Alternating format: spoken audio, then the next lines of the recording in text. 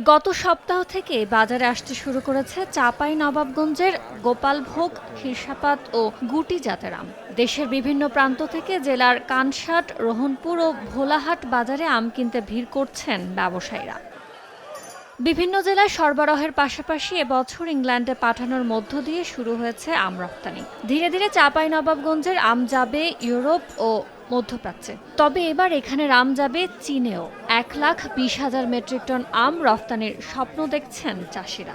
ফলন আল্লাহর রহমতে ভালো আছে, এবং আবহাওয়া ভালো আছে। আমরা বাণিজ্যিকভাবে যথেষ্ট লাভবান হতে পারবো আশা করছি। বাজারে যদি আমের দামটা ভালো হয় তাহলে আমরা চাষিরা লাভবান হব ইনশাল্লাহ। জেলায় আমের মৌসুম চলবে আগামী আগস্ট পর্যন্ত। এই কয়েক মাসে চাঁপাইনবাবগঞ্জে কাঁচা ও পাকা আম কেনাবেচা, আম থেকে সুস্বাদু বিভিন্ন পণ্য তৈরি ও রফতানি নিয়ে ব্যস্ত থাকবেন আম চাষি, উদ্যোক্তা ও রফতানিকারকরা।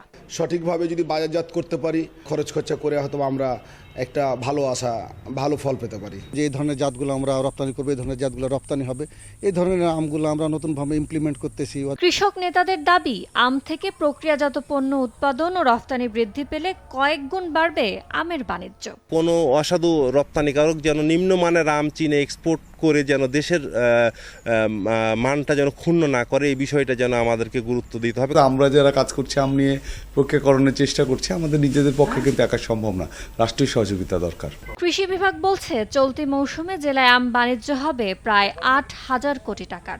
বিপণন এবং আম প্রক্রিয়াজাতকরণ থেকে এবং এর সাথে সাথে সংশ্লিষ্ট আছে, এই সব মিলে প্রায় 7,500 থেকে 8,000 কোটি টাকার একটা আমের বাণিজ্য হবে বলে আমরা আশা করতেছি।